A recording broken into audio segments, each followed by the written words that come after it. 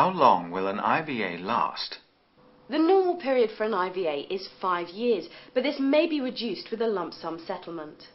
If I enter into an IVA, will I lose my family home? No, but you may have to release your share of any equity in it. If I enter into an IVA, will I lose my car? No, unless it's extremely valuable, then you may be asked to sell it and buy a less expensive car. If I enter into an IVA, will I have to tell my friends, relatives, employer or customers? No.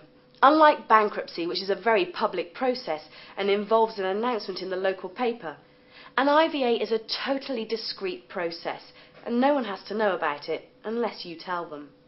Will an IVA affect my career as a company director, police officer or member of the armed forces? No. Unlike bankruptcy, which places many restrictions on your employment, with an IVA there is no limit to your business activities, and you can continue as a member of the police or armed forces with no risk to your career. If I enter into an IVA, will I still be able to have credit?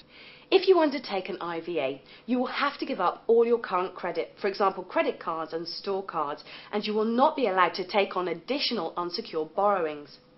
After your IVA is completed, you will be able to apply for secured and unsecured credit as normal.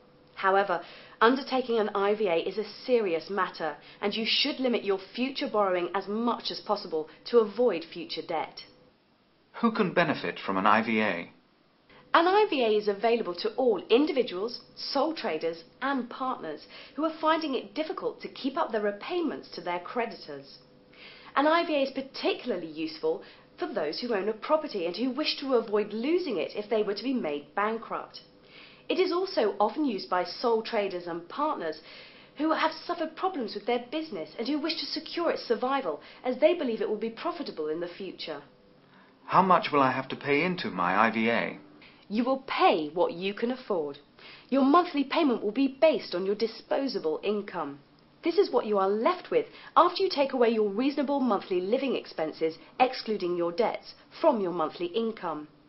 This figure will depend on your personal circumstances and will be agreed between you, the IP and your creditors.